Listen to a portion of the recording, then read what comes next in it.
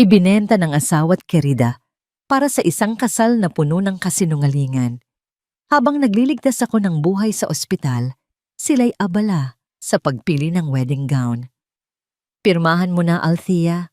Baog ka naman." Iyan ang huling salitang binitawan niya. Ngunit sa ilalim ng kama, isang lumang medical file ang magiging pamatay sunog sa kanilang engrandeng kasalan. Hindi ako iiyak. Gagawa ako ng isang selebrasyon na hinding-hindi nila malilimutan. Paano mo wawasakin ang lalaking binuo mo nang hindi nawawasak ang iyong sarili? Oo na, ibibigay ko na sa kanya para tumahimik na.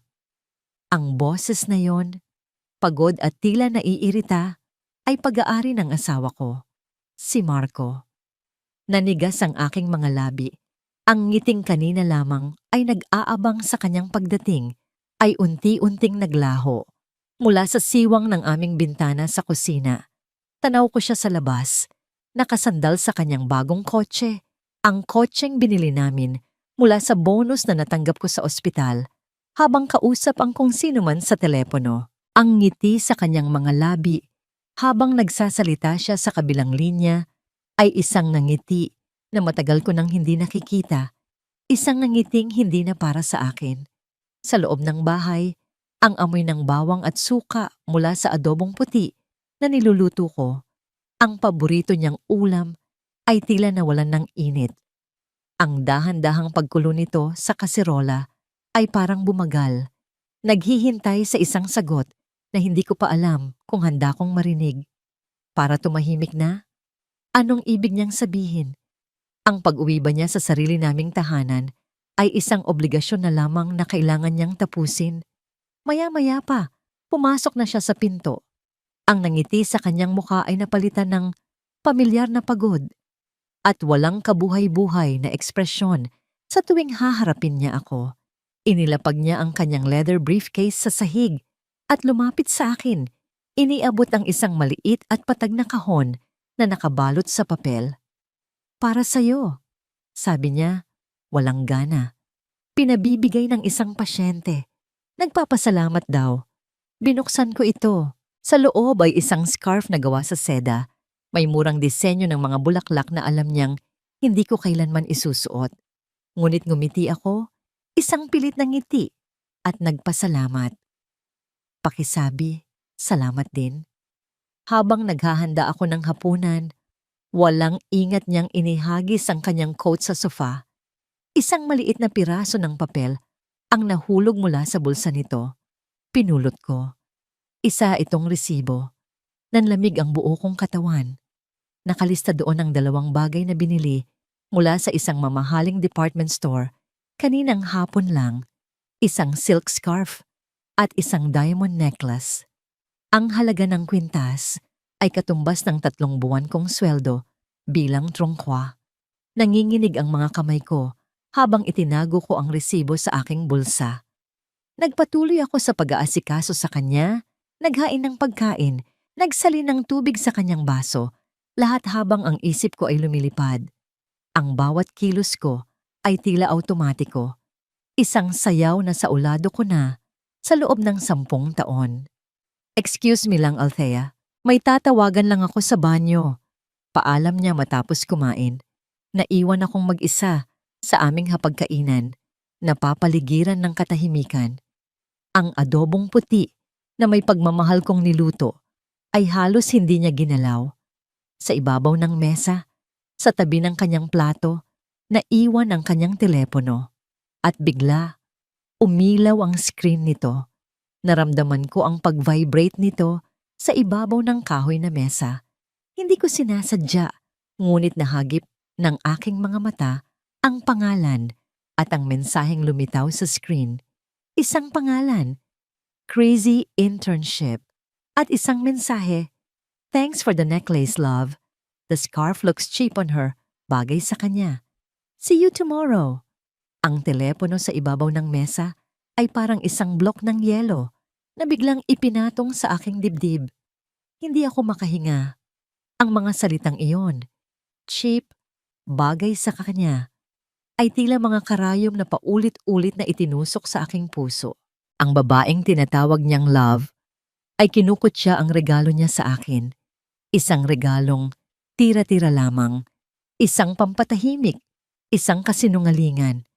Sa 10 taon na isinakripisyo ko ang lahat para sa kanya, ang mga puyat ko, para tulungan siya sa kanyang research papers, ang pagbebenta ko sa mga alahas na pamana ni Mama para sa kanyang mga conferences sa ibang bansa, ang pagtanggi ko sa mga promotion para hindi ko siya maunahan. Isang mumurahing scarf lang pala ang halaga ko. Isang bagay na bagay sa akin. Narinig ko ang tunog ng pag-flush ng inidoro mula sa banyo. Sinundan ng mga papalapit na yabag niya. Mabilis na nagdilim ang screen ng telepono. Itinago ang katotohanang sumampal sa akin. Althea, matulog na tayo. Sabi niya sa boses na yon. Ang boses na minsan ay naging musika sa aking pandinig. Ngunit ngayon ay parang isang sentensya ng habambuhay na pagdurusa. Magdamag, hindi ako nakatulog. Ang bawat paghinga ni Marco sa aking tabi ay parang ingay ng bakal na kinakaladkad sa sahig. Ang init ng kanyang katawan na dati ay nagbibigay sa akin ng kapanatagan, ngayon ay parang apoy na unti-unting sumusunog sa aking balat. Naramdaman ko nang gumalaw siya, ngunit ipinikit ko ng mariin ang aking mga mata. Pinakiramdaman ang bawat kilos niya. Bumangon siya, naligo, nagbihis, lahat sa isang katahimikang hindi normal sa aming dalawa. Pagbaba ko sa kusina, naabutan ko siyang nagtitimpla ng kape. Ngumiti siya sa akin, isang ngiting hindi umabot sa kanyang mga mata. Good morning, Hon. Gusto mo bang lumabas tayo mag-agahan? Treat ko. Ang alok niya ay parang isang band-aid na sinusubukang itapal sa isang malalim na sugat. Umiling ako. Marami pa akong gagawin dito sa bahay. Hindi na siya umimik. Umupo kami sa hapagkainan sa isang nakabibinging katahimikan. Maya-maya pa, ang pinto ay bumukas nang walang katok-katok at pumasok ang biyanan kong si Imelda. Ang kanyang presensya ay kasing lamig ng hangin sa madaling araw. Marco, anak, napadaan lang ako. Bati niya. Ngunit ang kanyang mga mata ay diretso sa akin. Sinusuri ang bawat sulok ng aming bahay. Naghahanap ng kapintasan. Althea, parang hindi napupunasan ang mga mesa ninyo. At ano itong naamoy ko? Adobong natira kagabi? Hindi ko siya sinagot. Nagpatuloy siya. Umupo sa tabi ni Marco at hinawakan ng kamay nito na para bang ako ang dayo sa sarili kong pamamahay. Alam mo ba, ang anak ni Komaring Susan, nanganak na. Kambal pa. Napakaswerte naman nila. Kailan niyo kaya kami bibigyan ng apo, Marco? 10 taon na. Baka naman. Huminto siya at tumingin sa akin ng may pagkutya. Baka ikaw ang may problema, Althea. Kawawang Marco, nagtitiis. Ang bawat salita niya ay lason. Hindi ko na malayang napahawak ako sa aking tiyan. Isang lugar na nanatiling walang laman sa kabila ng lahat ng aming pagdarasal at pagsubok. Tumingin ako kay Marco, naghahanap ng kahit katiting na pagtatanggol. Isang salita man lang para patigilin ang kanyang ina. Ngunit wala. Tumingin lang siya sa malayo, uminom ng kanyang kape, at nag-iba ng usapan. Ma, kamusta na po pala ang high blood ninyo? Ang katahimikan ni Marco ay mas masakit pa sa panunumbat ng kanyang ina. Ipinamukha nito sa akin na sa laban na ito, mag-isa lang ako. Sila ang magkakampi, ako ang kalaban. Habang nagsasalita si Imelda, napansin niya ang scarf na nakasabit sa aking leeg. Ang scarf na sinadya kong isuot ngayong umaga. Itinuro niya ito. Anak, sayaman ninyo. Iyan lang ba ang kaya mong ibigay sa asawa mo? Mukhang nabili lang sa Divisoria. Nakita ko ang pamumula ng mukha ni Marco, ang pagkataranta sa kanyang mga mata. Ngunit bago pa siya makapagsalita, ako na ang sumagot sa isang kalmadong boses. Regalo po ito sa akin ni Marco. Galing daw po sa isang pasyente. Ang titig sa akin ni Imelda ay puno ng pagdududa. Pagkatapos ng ilang sandali ng nakakailang na katahimikan, tumayo na rin siya para umalis. Pagkahatid ni Marco sa kanyang ina sa pinto, bumalik siya sa hapag na parang walang nangyari. Hindi ko na kaya. Ang mga piraso ng basag na salamin sa loob ng dibdib ko ay tila hiniwa ang aking pagtitimpi. Tinitigan ko siya. Hinintay na salubungin niya ang aking mga mata. Marco, nagsimula ako. Ang boses ko ay halos pabulong. Masaya ka pa ba sa akin? Umiwas siya ng tingin. Kinuha niya ang kanyang tasa at dinala ito sa lababo. Nakatalikod siya sa akin nang sumagot siya at ang kanyang boses ay walang anumang emosyon. Pagod lang ako, Althea. Huwag ka nang mag-isip ng kung ano-ano. Huwag ka nang mag-isip ng kung ano-ano. Ang mga salitang yun ni Marco ay paulit-ulit na tumatakbo sa isip ko habang nagmamaneho ako papunta sa ospital. Parang isang sirang plaka. Isa iyong pagtatangka na patahimikin ako, na iparamdam sa akin na ako ang wala sa lugar, na ang aking mga hinala ay produkto lamang ng isang isip na pagod at paranoid. Ngunit ang imahe ng mensahe sa kanyang telepono ay nakaukit na sa aking memorya. Sa ospital, sinubukan kong maging propesyonal. Ngumiti ako sa mga residente, nagbigay ng mga utos sa mga nurse at kinamusta ang aking mga pasyente. Ngunit sa likod ng puting coat at ng aking titulo bilang trungkwa, ako ay isang babaeng naglalakad sa ibabaw ng maninipis na bubog. Ang pangalang Crazy ay parang isang kinakalawang na pako na nakabaon sa aking lalamunan. Sa nurse's station, naabutan ko si Ate Lorna, ang aming head nurse at ang pinakamatagal ko ng kaibigan sa ospital. Mahigit 20 taon na ang agwat ng aming edad. Ngunit sa kanya ko natagpuan ang isang kapatid at isang ina. Ate Lorna, bati ko, sinubukang gawing normal ang aking boses. May bago raw tayong mga intern, hindi ba? Tumingin siya sa akin mula sa ibabaw ng kanyang salamin. Ang kanyang mga mata ay matalas at mapanuri. Oo, iha, may iilan. Bakit mo natanong? Wala naman, narinig ko lang. May isa raw na Criselda Torres ang pangalan? Ang pagbabago sa ekspresyon ni Ate Lorna ay sutil, ngunit sapat na para kumpirmahin ang aking hinala. Ah, si Crazy. Oo, maganda, bata pa, at laging nakabuntot kay Dr. Santiago. Ang huling mga salita niya ay tumama sa akin ng may bigat, laging nakabuntot. Hindi na ako nagtanong pa.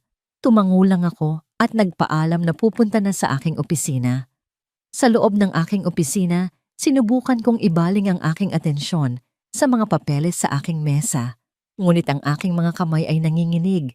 Ang aking isip ay ayaw tumigil.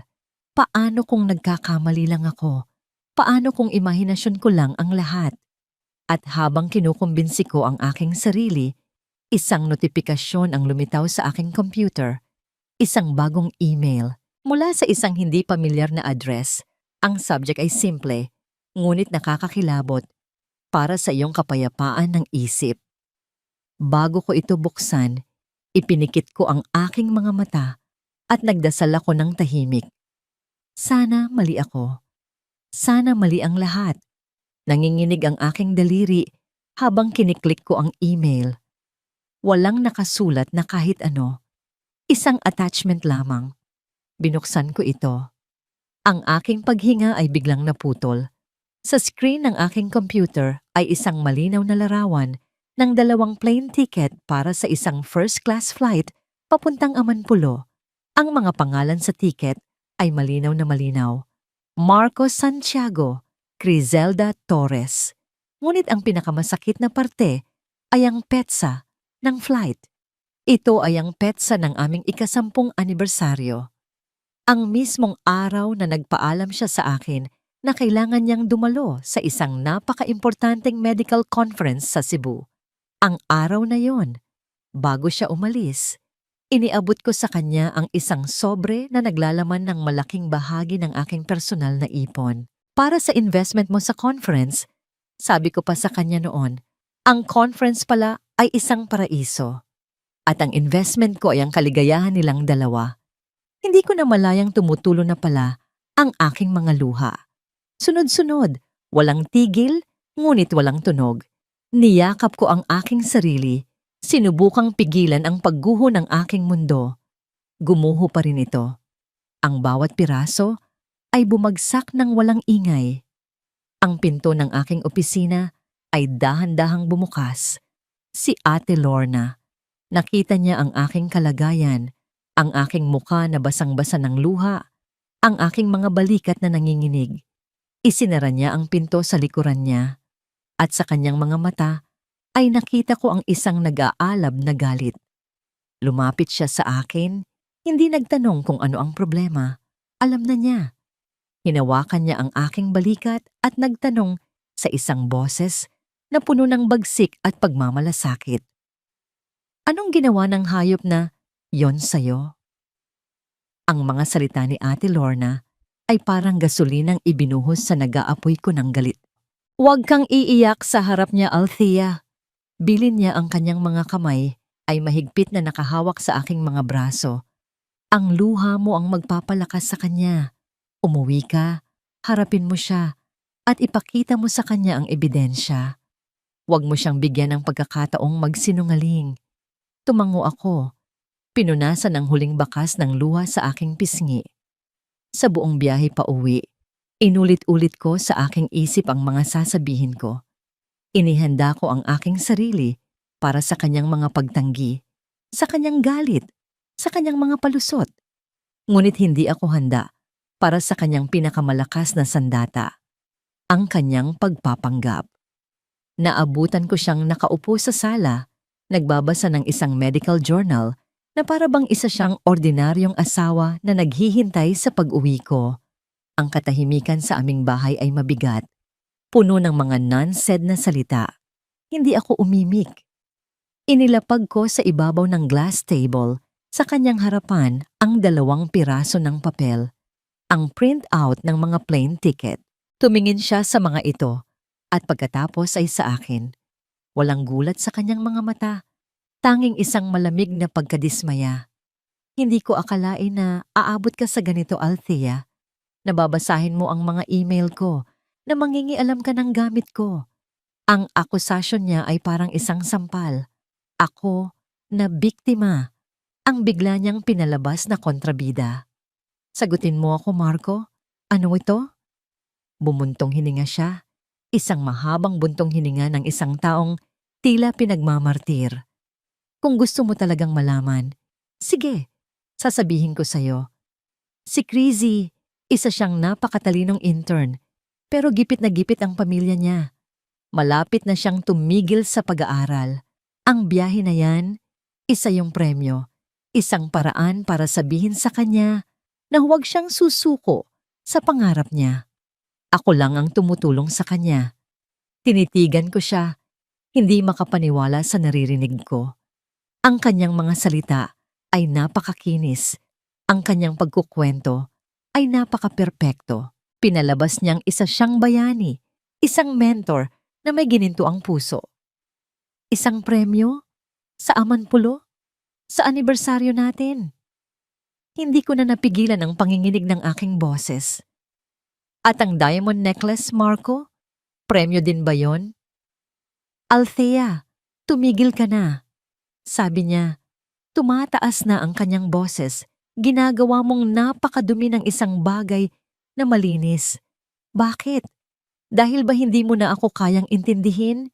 Ang tahanang ito, napakalamig na. Ang trabaho mo na lang palagi ang iniisip mo. Hindi mo na ako nakikita, Althea. Hindi mo na ako nararamdaman. Ang bawat salita ay isang paninisi. Ako ang may kasalanan. Ako ang nagkulang. Ako ang nagtulak sa kanya. Parang binuhusan ng nagyeyelong tubig ang buo kong pagkatao. Pinagdudahan ko ang aking sarili. Ako nga ba ang may mali? Hindi totoo yan, Marco. Isinakripisyo ko ang lahat. Sakripisyo? Putol niya sa akin. At sa pagkakataong ito, ang kanyang boses ay puno na ng isang bagay na mas malala pa sa galit. Ito ay pagkutya. Tumayo siya at lumapit sa akin. Ang kanyang mga mata ay walang emosyon. Ito ang sandaling inilabas niya Ang isang sandatang matagal na niyang itinatago. Ang pinakamasakit sa lahat. 10 taon, Althea. 10 taon tayong nagsasama. Ibinigay ko sa iyo ang lahat. Pero may isang bagay kang hindi maibigay-bigay sa akin. Huminto siya. Hinayaang lumubog ang bigat ng kanyang mga salita. Kung hindi mo kayang ibigay sa akin ang isang pamilya, hayaan mo naman akong maging masaya, Althea. Iniwan niya akong basag. Pagkaalis ni Marco para sa isang emergency meeting sa ospital, naiwan ako sa sala, nakatitig sa kawalan. Ang kanyang huling mga salita ay parang isang echo na hindi mawala-wala sa aking pandinig. Kung hindi mo kayang ibigay sa akin ang isang pamilya, hayaan mo naman akong maging masaya. Ako pala ang may kasalanan. Ang aking katawan na hindi makapagbigay sa kanya ng isang anak, ang naging mitya ng lahat. Ang 10 taon ng pagmamahal at sakripisyo ko ay nabura ng isang katotohanang hindi ko mababago. Ang bahay na binuo namin ay naging isang malaking puntod at ako ang multong naglalakad sa loob nito. Pasan-pasan ang bigat ng aking kakulangan. Para takasan ang mga iniisip ko, sinimulan kong maglinis. Isang desperadong pagtatangka na ayusin ang gulo sa labas para baka sakaling maayos ko rin ang gulo sa loob ko. Pinunasan ko ang mga muebles, inayos ang mga libro, hanggang sa napadpad ako sa aming kwarto. Sa ilalim ng aming kama, natagpuan ko ang isang lumang kahon na nababalutan ng alikabok at sapot ng gagamba, ang kahon ng aming mga alaala. Binuksan ko ito. Sa loob ay mga litrato noong bago pa lang kami, mga sulat na puno ng mga pangako, mga tiket ng sine mula sa aming unang date. Bawat isang bagay ay isang patalim na lalong humihiwa sa aking puso. Itatapon ko na sana ang lahat. Susunugin ang nakaraan nang may nahulog na isang manipis na folder. Nakasulat dito, Pre-marital documents. Dahil sa kuryosidad, binuklat ko ito. Nandoon ang aming mga birth certificate, mga papeles mula sa munisipyo, at sa pinakailalim, ang aming mga resulta ng medical exam bago kami ikasal. Unang papel, ang sa akin. Normal ang lahat. Pangalawang papel, ang sa kanya. Binasa ko ito, hindi dahil may hinahanap ako, kundi dahil bahagi na lang ito ng mga lumang papel na kailangan kong suriin bago itapon.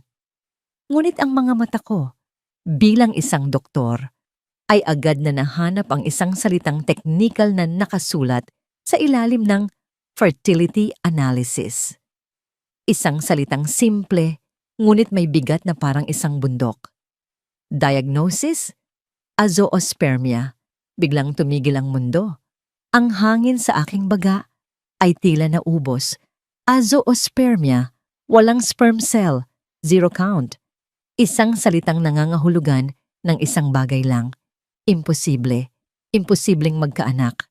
Noon pa man, bago pa man kami ikasal, ang bigat ng papel sa kamay ko ay parang bigat ng 10 taon ng kasinungalingan.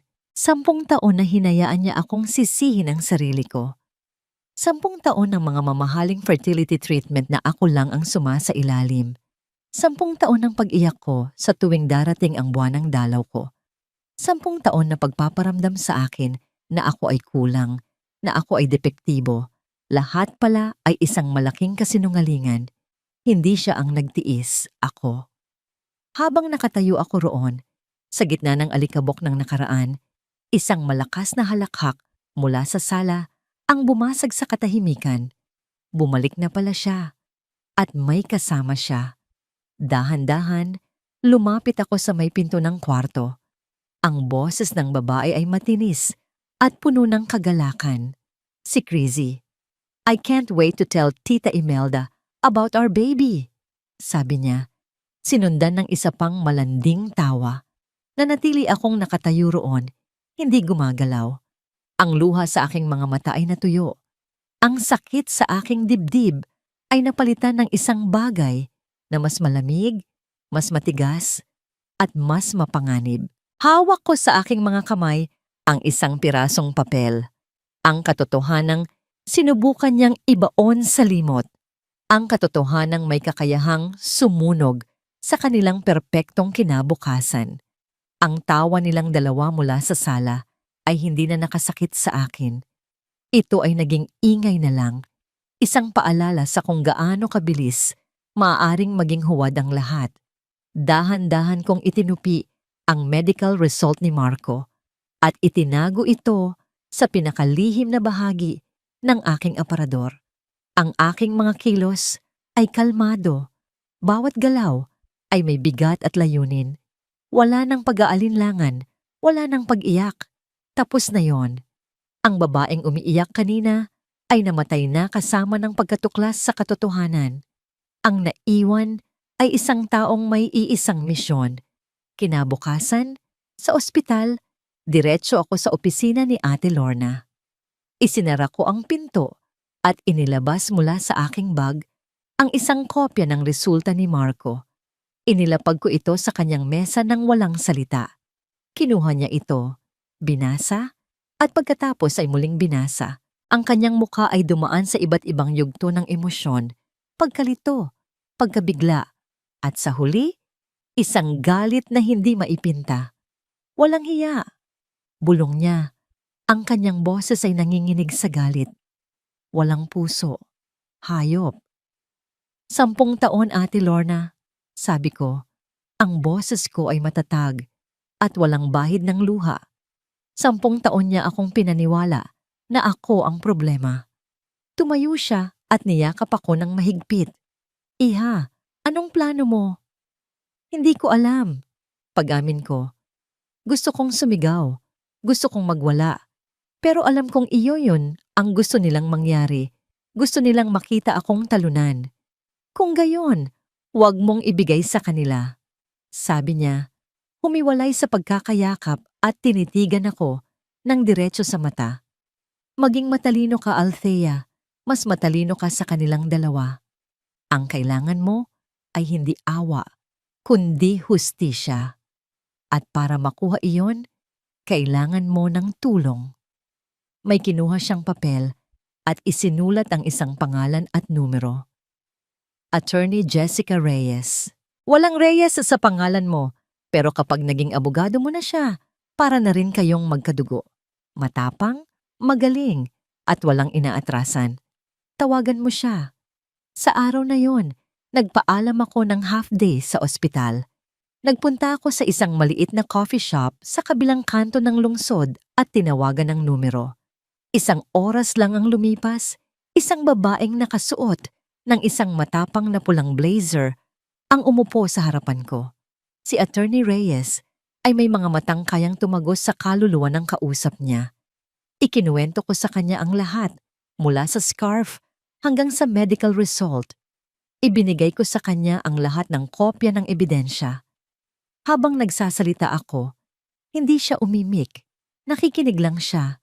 Tumatango paminsan-minsan. Ang kanyang mga mata ay hindi umaalis sa akin. Nang matapos ako, sumandal siya sa kanyang upuan. Dr. Reyes, anya. Ang kanyang boses ay kalmado, ngunit may diin. May 2 paraan para harapin ito. Ang una ay ang mabilis na paraan. Isampa natin ang kaso, gamitin ang lahat ng ebidensya, at tapusin ang kasal na ito. Makukuha mo ang nararapat sa'yo. Matatapos ang lahat sa loob ng ilang buwan. Huminto siya. Ang pangalawa ay ang mas mahirap na paraan. Ang paraan kung saan hindi lang tayo mananalo, kundi sisirain natin sila gamit ang sarili nilang kasinungalingan. Hahayaan natin silang ituloy ang kanilang pantasya. Hahayaan natin silang magpakasaya sa kanilang maliit na mundo. At kapag nasa tuktok na sila ng kanilang tagumpay, kapag inakala nilang nakalimutan mo na ang lahat, saka natin hihilahin ang alpombra mula sa ilalim ng kanilang mga paa. Tinitigan niya ako. We will not just win, we will annihilate them. Isang malamig na kuryente ang gumapang sa aking buong katawan. Ito na yon. Ito ang landas na kailangan kong tahakin. Ang tanong, pagpapatuloy niya, ang kanyang mga mata ay seryoso. Handa ka ba? Handa na ako. Ang tatlong salitang yon ang naging selyo ng aking bagong kapalaran. Mula sa coffee shop na yon, umuwi ako, hindi bilang isang asawang talunan, kundi bilang isang sundalong may malinaw na misyon. Bawat kilos ko ay may kalkulasyon, bawat salita ay may nakatagong kahulugan. Ang tahanan namin ay naging isang entablado at ako ang pinakamagaling na aktres. Kinagabihan, hinarap ko si Marco. Ang aking mga mata ay bahagyang namumugto. Resulta ng paggamit ko ng eye drops bago siya dumating. Ang aking boses ay mahina at garalgal. Marco, nag-isip ako. Sabi ko, hindi tumitingin sa kanya. Patawarin mo ako. Tama ka. Siguro nga kasalanan ko. Nakita ko ang pagbabago sa kanyang mukha. Mula sa pagiging handa para sa isa na namang pakikipagtalo. Naging isa itong ekspresyon ng sorpresa at higit sa lahat, ng tagumpay. Lumapit siya at hinawakan ang aking balikat. Ang kanyang paghawak ay hindi na naglalaman ng pagmamahal, kundi ng pag-aari. Althea! Sabi niya sa malumanay na boses, ang boses na ginagamit niya para paamuin ang isang hayop. Naiintindihan ko, mahirap para sa ating dalawa. Gusto kong ayusin ang lahat. Pagpapatuloy ko, pinipiga ang aking puso para lumabas ang bawat salita. Pero siguro, kailangan muna nating bigyan ng espasyo ang isa't isa. Kung kailangan mong tulungan si Crizzy, maiintindihan ko. Iyon ang gabing natulog ako sa guest room. Sa sumunod na mga araw, ipinagpatuloy ko ang aking pag-arte. Ako ang unang bumabati sa kanya sa umaga at ako ang huling nagpapaalam sa gabi. Ngunit may isang pader na hindi nakikita sa pagitan namin. Hindi na ako nagtatanong kung saan siya pupunta o kung anong oras siya uuwi. Ibinigay ko sa kanya ang kalayaang matagal na niyang inaasam. Isang linggo ang lumipas, dumating ang araw na hinihintay ko. Pinaupo ako ni Marco at ng kanyang ina, si Imelda, sa sala. Ang kanilang mga muka ay seryoso, ngunit sa likod nito ay ang hindi maitatagong kagalakan. Althea, iha. Panimula ni Imelda, ang kanyang boses ay puno ng huwad na awa. Alam naming mahirap ito para sa'yo, pero buntis si Criselda. Kailangan siyang panagutan ni Marco para na rin sa magiging apo ko. Kaya napag-usapan namin, dugtong ni Marco, na siguro ay panahon na para palayain natin ang isa't isa. Maghiwalay na tayo ng maayos para sa kapakanan ng lahat. Huminga ako ng malalim. Ang aking mga kamay ay nakakuyom sa ilalim ng mesa. Ito na yon. Tumango ako ng dahan-dahan. Naiintindihan ko. Ang kanilang kaginhawaan ay halos maririnig. Inakala nilang ganun lang kadali. Pero, sabi ko, at napatingin sila sa akin. 10 taon akong nagsilbi sa pamilyang ito. 10 taon ng buhay ko ang ibinigay ko. Hindi ako aalis nang walang dala. Nagkatinginan sila. Ano ang gusto mo? Tanong ni Marco. May bahid ng inis sa kanyang boses.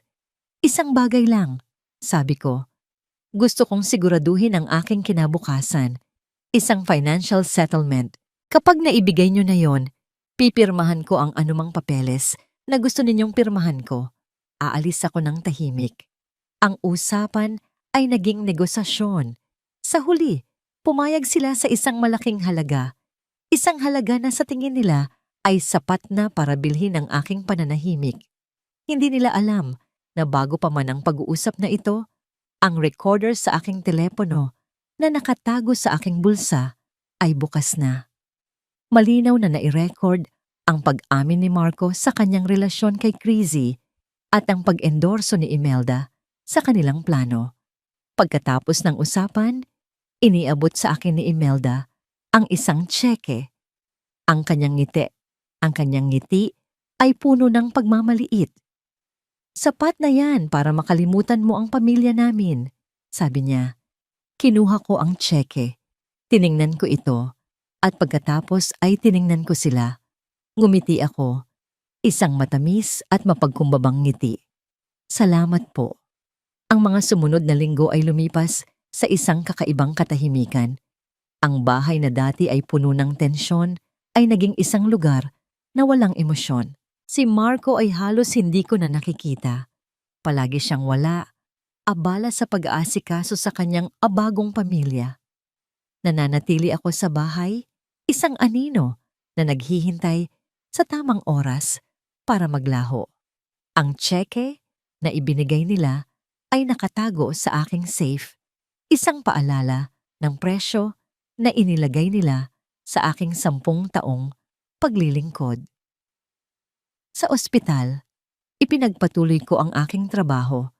Tanging si Ate Lorna lamang ang nakakaalam ng bigat na dinadala ko sa likod ng aking mga ngiti. Siya ang naging mga mata at tainga ko.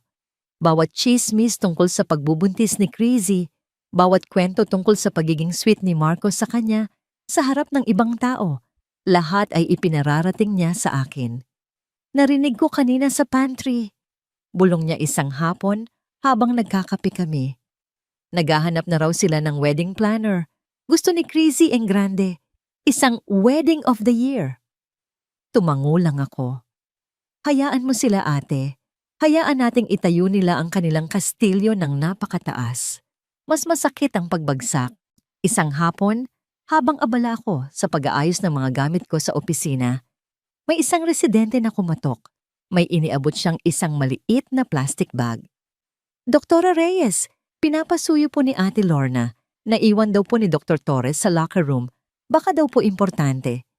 Sa loob ng plastic bag ay isang suklay.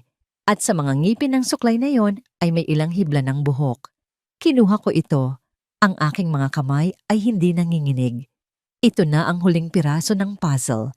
Isinilid ko ito sa isang malinis na envelope. At sa araw ding iyon, dinala ko ito sa isang pribadong DNA testing facility, kasama ang isang sample mula sa lumang hairbrush ni Marco. Nag-request ako ng isang paternity test. Ang resulta, sabi nila, ay lalabas sa loob ng 2 linggo. Ang 2 linggo ay parang 2 taon. Araw-araw, nabuhay ako sa pagitan ng pag-asa at takot. Paano kung nagkamali ako? Paano kung ang lahat ng ito ay mauuwi sa wala? Isang umaga, habang nag-aalmusal ako mag-isa, isang delivery man ang nag-abot sa akin ng isang sobre. Ito ay makapal, mabango, at gawa sa mamahaling papel. Sa pagbukas ko nito, isang pangalan ang sumalubong sa akin, naka-emboss sa gintong tinta, Griselda at Marco. Isang imbitasyon sa kasal. Ang disenyo ay magarbo, puno ng mga bulaklak at mga salitang matatamis. Together with their families, invite you to celebrate their union. Ang petsa ay nakatakda sa susunod na buwan sa isang kilalang 5-star hotel. Hawak ko ang imbitasyon, isang pirasong papel na kumakatawan sa katapusan ng aking nakaraan at ang simula ng kanilang kasinungalingan. Hindi ako nakaramdam ng sakit, hindi ako nakaramdam ng galit. Ang naramdaman ko lang ay isang malamig na determinasyon. Ito na ang hudyat. Malapit na ang araw ng paniningil. Habang nakatitig ako sa mga pangalan nila na magkadikit, ang aking telepono ay umilaw sa ibabaw ng mesa. Isang text message mula sa DNA facility. Ang mensahe ay maikli at direkta. Ngunit para sa akin, ito ang pinakamalakas na dagundong ng kulog bago ang isang malakas na bagyo. Results are ready for pickup. Ang ballroom ng hotel ay naliligo sa liwanag ng libu-libong maliliit na ilaw na para bang ang mga bituin ay bumaba mula sa langit para saksihan ang gabing iyon. Ang bawat sulok ay pinalamutian ng mga puting rosas at orchids, ang paboritong bulaklak ni Crazy. Ang mga bisita, na pawang mga kilalang tao sa mundo ng medisina at alta sosyedad, ay nakasuot ng kanilang pinakamamahaling mga damit. Ang lahat ay perpekto. Ang lahat ay isang magandang kasinungalingan. Pumasok ako sa ballroom ng mag-isa. Ang aking suot ay isang simpleng pulang bestida, ngunit ang kulay nito ay namumukod tangi sa dagat ng mga pastel at itim. Ang bawat ulo ay lumingon sa aking direksyon. Ang mga bulungan ay nagsimula, parang mga bubuyog na naghahanap ng bulaklak, ngunit hindi ako natinag. Naglakad ako ng may dignidad, ang aking mga mata ay nakatuon sa iisang direksyon. Ang entablado, kung saan nakatayo ang dalawang bida gabi. Nakita ako ni Marco. Ang nangiti sa kanyang labi ay sandaling naglaho, napalitan ng pagkagulat at inis. Sa kanyang tabi, si Crazy na nakasuot ng isang marangyang wedding gown ay humigpit ang kapit sa kanyang braso. Ang kanyang mga mata ay nagtatanong. Si Imelda, na nakaupo sa presidential table, ay tiningnan ako ng masama na para bang isa akong langaw na pumasok sa kanilang piging. Ngunit wala akong pakialam. Ngumiti ako sa kanila, isang matamis at payapang ngiti, at naupo sa isang bakanteng lamesa sa pinakalikuran. Natapos ang seremonya, ang MC ay nagsimula nang tumawag ng mga taong magbibigay ng kanilang mensahe para sa bagong kasal. Pagkatapos ng ilang nakakabagot na talumpati, bigla akong tumayo. Ang lahat ng mata ay muling napunta sa akin. Naglakad ako papunta sa entablado na para bang kasama ako sa listahan. Walang sino man ang pumigil sa akin. Kinuha ko ang mikropono mula sa naguguluhang MC. Magandang gabi sa inyong lahat. Panimula ko. Ang aking boses ay malinaw at malakas. Umaalingaw-ngaw sa buong ballroom. Ako si Dr. Althea Reyes, ang dating asawa ng groom. Isang nakabibinging katahimikan ang bumalot sa buong lugar. Nandito ako ngayong gabi hindi para manggulo. Pagpapatuloy ko, ang aking nangiti ay hindi pa rin nawawala. Nandito ako para magbigay ng aking basbas at para ibahagi sa inyo ang isang kwento. Ang kwento kung paano nagsimula ang pag-iibigang ito. Itinaas ko ang aking telepono at idinikit ito sa mikropono.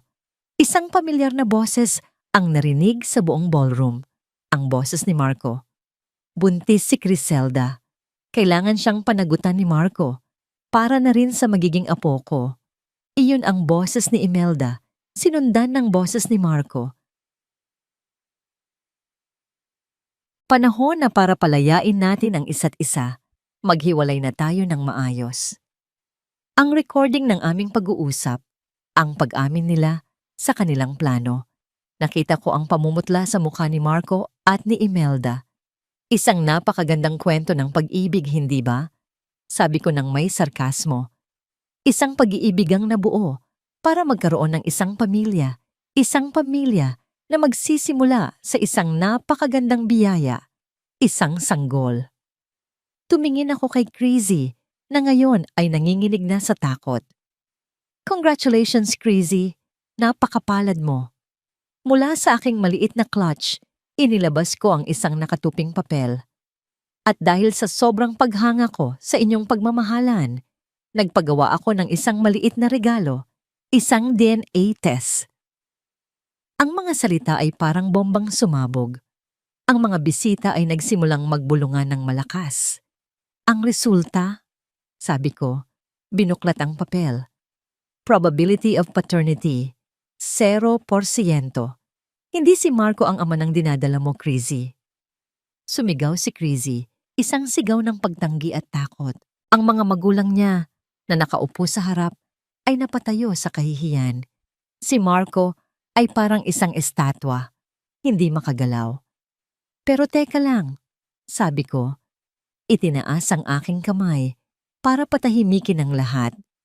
Huwag nating sisihin si Crazy dahil ang totoo, kahit nagustuhin pa ni Marco, hinding-hindi siya magiging ama. Hindi lang sa anak ni Crazy, kundi sa anak ng kahit sinong babae. Sa pagkakataong ito, isang malaking screen sa likod ng entablado na kanina ay nagpapakita ng mga litrato ng bagong kasal, ang biglang umilaw at lumitaw doon ang isang dokumento, pinalaki para mabasa ng lahat. Isang medical result mula 12 taon na ang nakalipas. Ang pangalan sa itaas, Marco Santiago Mapa Santiago, at ang diagnosis sa ibaba, azoospermia Vosing!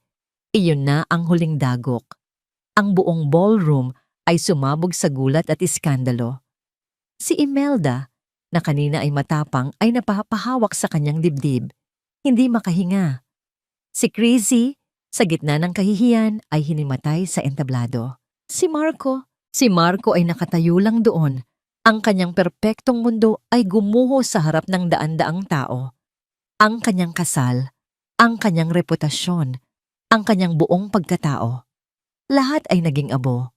Ibinaba ko ang mikropono sa sahig. Tinalikuran ko ang kaguluhan. Habang naglalakad ako palabas ng ballroom, ang mga tao ay humahawi para bigyan ako ng daan. Ang kanilang mga mata ay puno ng pagkamangha, awa, at takot.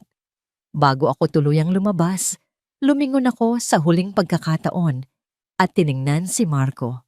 Ang aming mga mata ay nagtagpo.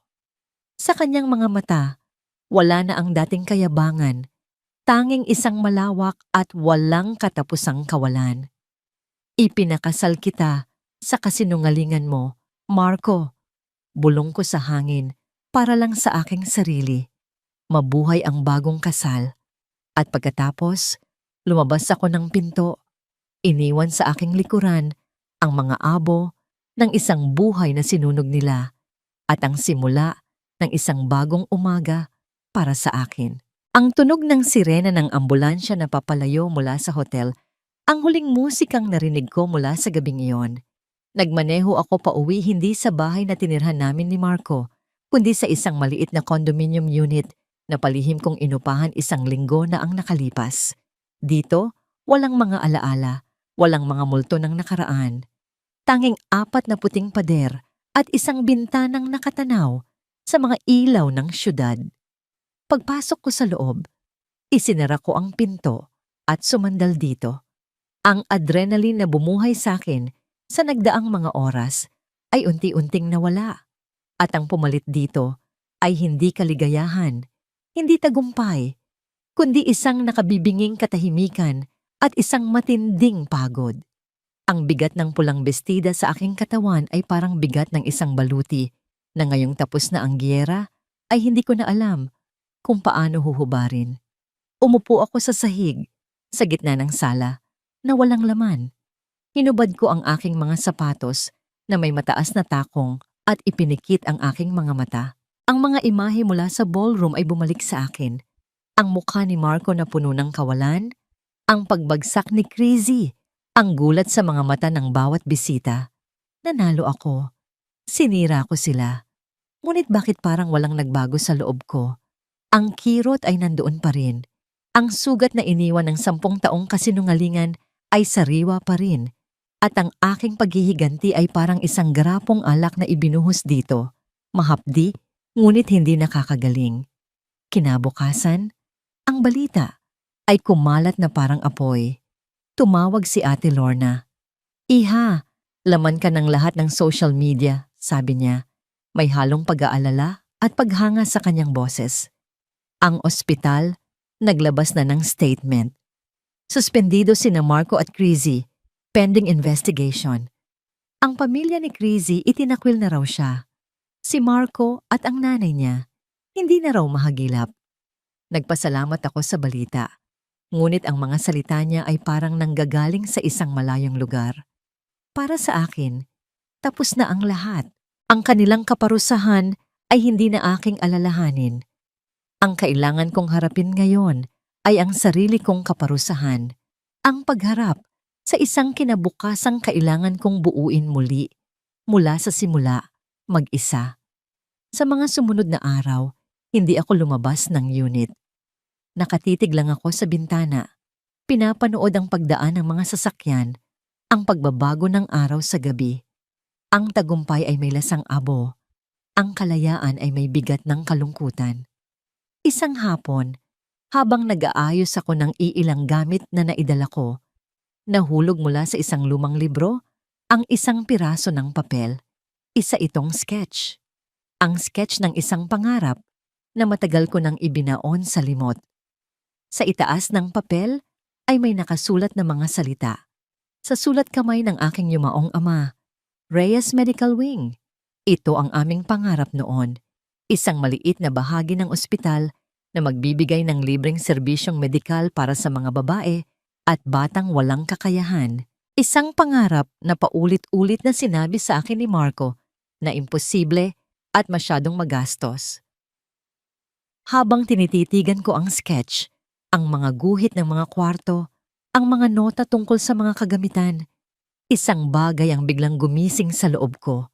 Isang bagay na mas malakas pa sa galit, mas malakas pa sa sakit. Isang layunin. Doon, sa gitna ng aking kalungkutan, sa sahig ng aking bagong simula, ako ay umiyak. Ngunit sa pagkakataong ito, hindi dahil kay Marco. Umiyak ako para sa babaeng nawala sa loob ng 10 taon.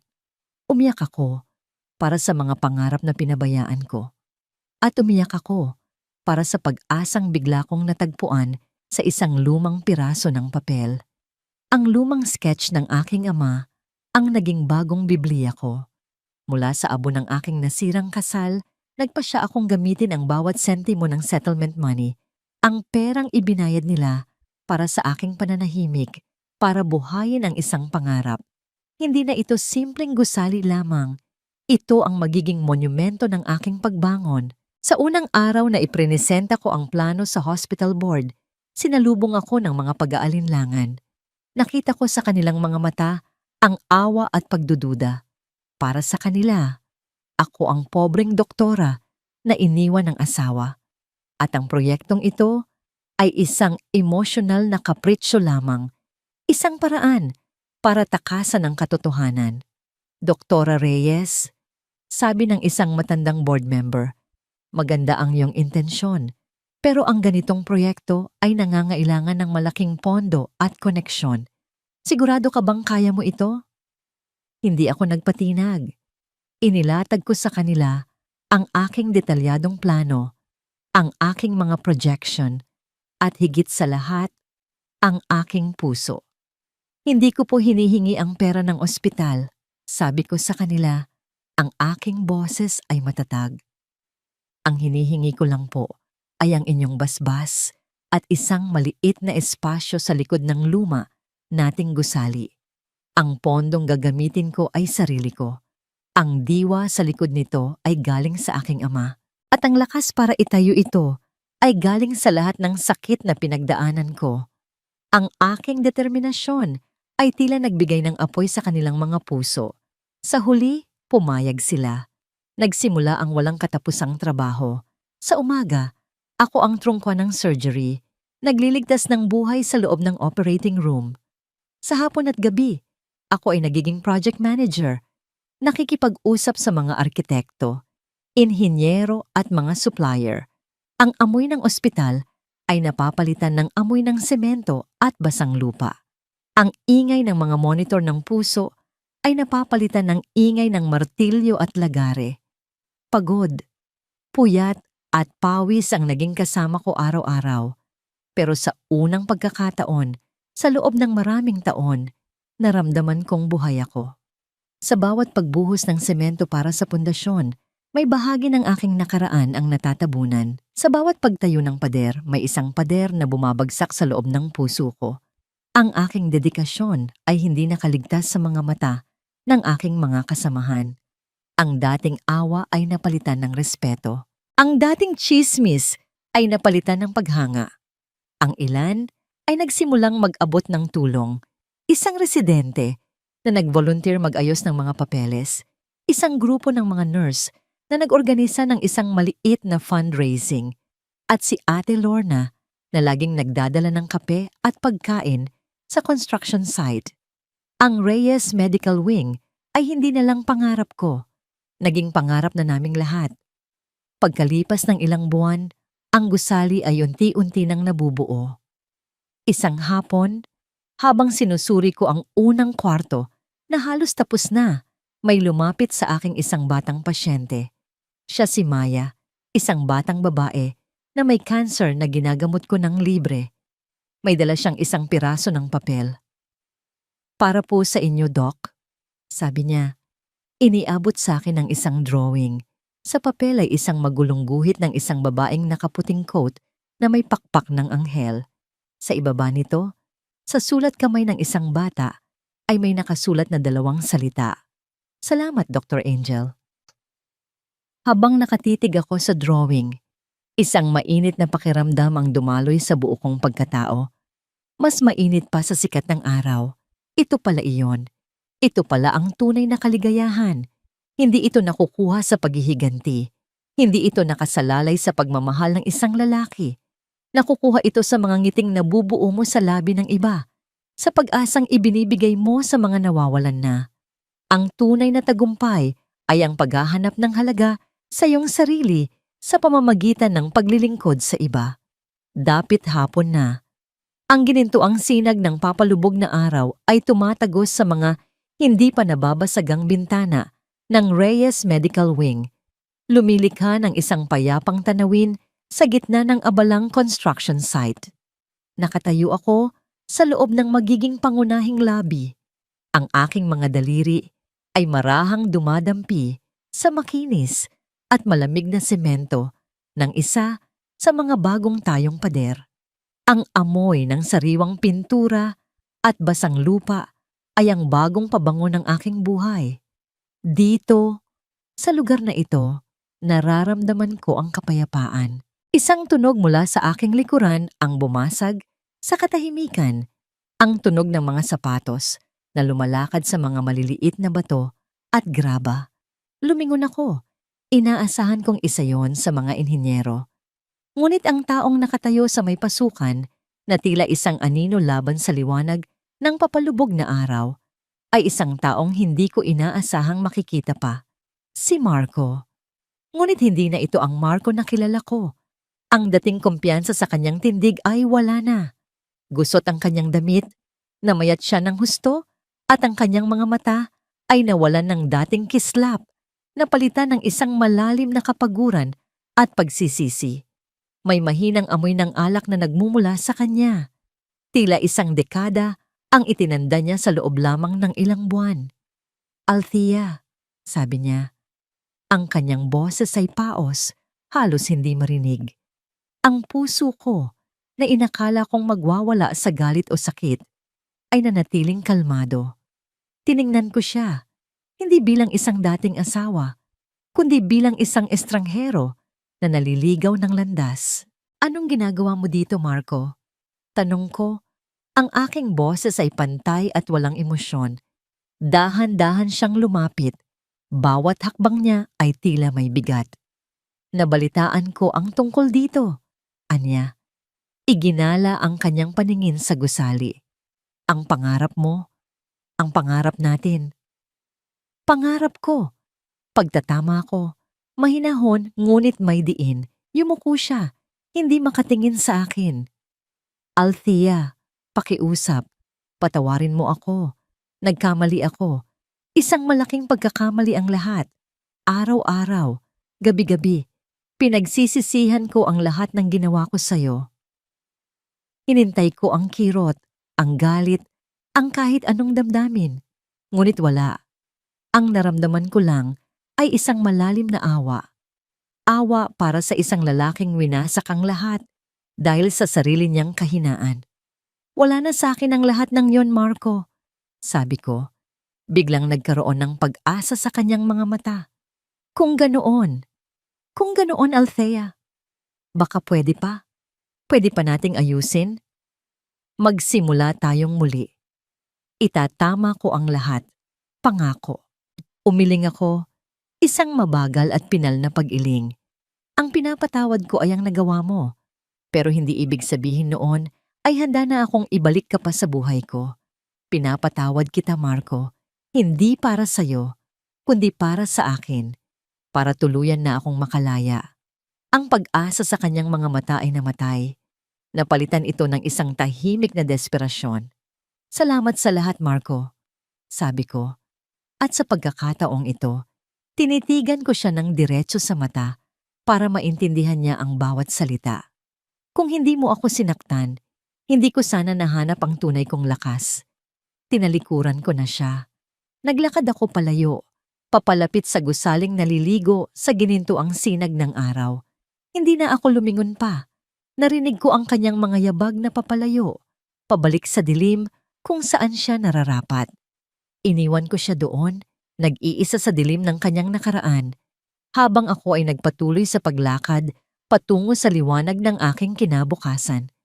2 taon na ang lumipas. Ang dating construction site na puno ng alikabok at ingay ay isa na nga ngayong gusaling puno ng pag-asa. Ang Reyes Medical Wing ay nakatayo ng may karangalan. Ang mga puting pader nito ay sumasalamin sa liwanag ng araw. Ang amoy ng malinis na disinfectant na may halong bango ng mga bulaklak mula sa maliit na hardin sa labas ang laging sumasalubong sa sinumang papasok. Ang mahinang ugong ng mga life-saving machine at ang mga ngiti ng mga pasyenteng nagpapagaling ay ang musika sa loob nito araw-araw. Ito ang aking santuwaryo. Ito ang aking tagumpay. Ang pangalan kong Dr. Althea Reyes, na minsan ay naging sentro ng isang malaking iskandalo, ngayon ay binabanggit ng may paggalang at pagmamahal. Ang tawag na Doktora Angel na ibinigay sa akin ng isang batang pasyente ay kumalat na sa buong komunidad. Natagpuan ko ang aking sarili, hindi sa paghihiganti, kundi sa paglilingkod. Natagpuan ko ang kapayapaan, hindi sa paglimot, kundi sa pagbibigay ng bagong kahulugan sa aking sakit. Paano na sila? Ayon sa mga huling balitang narinig ko mula kay Ate Lorna, si Marco at Crazy ay nawala na parang bula. Matapos sirain ng iskandalo ang kanilang mga karera at reputasyon, nilamon sila ng kahihiyan at umalis ng syudad. Walang nakakaalam kung nasaan sila, ngunit ang sabi-sabi ay namumuhay sila ng simple at mahirap sa isang malayong probinsya, malayo sa karangyaan na minsan nilang pinangarap. Si Imelda naman, ang babaeng handang gawin ang lahat para sa isang apo, ay naiwang mag-isa sa kanyang malaking mansyon. Ang bahay na dati ay puno ng kayabangan ay isa na ngayong bilangguan ng kalungkutan. Walang anak, walang apo, walang bumibisita.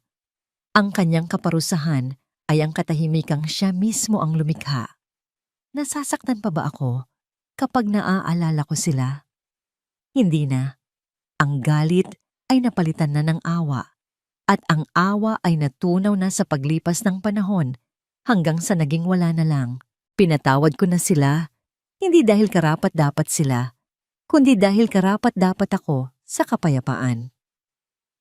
Isang hapon, habang nag-aayos ako ng mga libro sa aking maliit na opisina sa loob ng wing, isang sulat ang iniabot sa akin ng aking sekretarya. Galing ito sa isang estudyante sa medisina mula sa isang pampublikong unibersidad. Hindi ko siya kilala. Sa loob ng sulat, isinulat niya, "Dear Doctor, Angel, hindi po ninyo ako kilala, pero kilala ko po kayo. Ang kwento ninyo po ang nagbigay sa akin ng lakas para mangarap.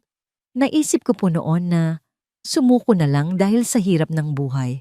Pero nang malaman ko po ang kwento ng pagbangon ninyo, kung paano ninyo ginawang pag-asa ang sakit, sabi ko sa sarili ko, kaya ko rin. Balang araw po, magiging doktor din ako na tulad ninyo." Hinawakan ko ang sulat, ang aking mga daliri ay marahang dumadampi sa mga salitang isinulat niya.